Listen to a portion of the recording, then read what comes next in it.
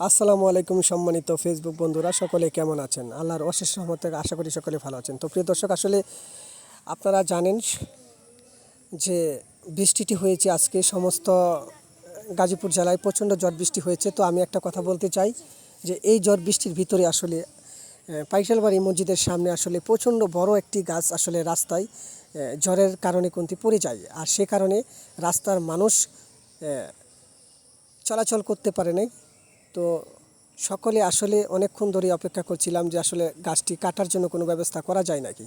তো যাই হোক, অবশেষে গাছ কাটার কোনো ব্যবস্থা লোক পাওয়া যায়নি। সেক্ষেত্রে আমরা নিজেরা সকলে মিলে আসলে যারা পথযাত্রী ভাই আছে তারাও সহযোগিতা করেছে, আমাদের এলাকার ছোটো বড় সকলে মিলে একটু সহযোগিতা নিয়ে আসলে অবশেষে কিন্তু আসলে দীর্ঘ যানজট, আসলে সেই যানজটটি কিন্তু মানুষ অপেক্ষা করে কিন্তু আসলে লাস্ট মুহূর্তে আল্লাহর অশেষ রহমতে আসলে এই গাছটি কিন্তু সকলে মিলে কেটে এটা আসলে অতি দ্রুত সরানোর ব্যবস্থা করে ফেলেছি। তো আসলে ইনশাআল্লাহ মানুষ আসলে সবাই মিলে একটি ভালো কাজ করলে যে আসলে মনের ভিতরে শান্তি পাওয়া যায়, একটু সুখ পাওয়া যায়, এটা আসলে খুব আজকে অনেকটি বড় তৃপ্তি পেয়েছি মনের ভিতরে। তো যাই হোক, আমার ভিতরে খুব ভালো লেগেছে।